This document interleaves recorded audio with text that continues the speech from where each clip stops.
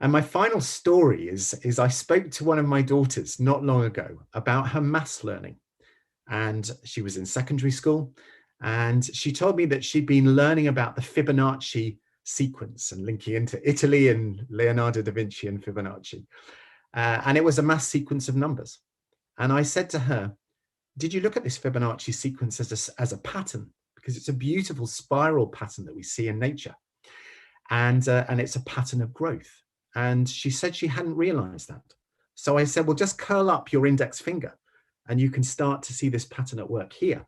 And of course, we see it in so many other ways, in curled up ferns, in a nautilus shell in the ocean, and in the spiral form of cloud formation.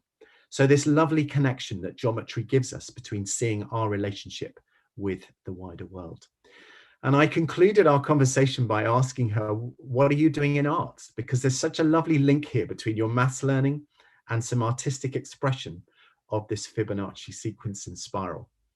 And she said to me, we're doing pop art.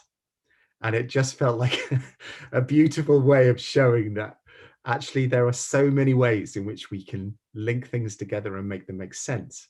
And yet we're not necessarily seeing them. So yes, so I think if we can find a way of educating in this much more holistic way and underpin this approach with these eternal universal principles of harmony that exist in nature, then it will enable us to live in ways that put this holistic worldview and the idea of wholeness at the heart of everything we do. And I think if we're to live sustainably, this way of learning will be essential to achieving that.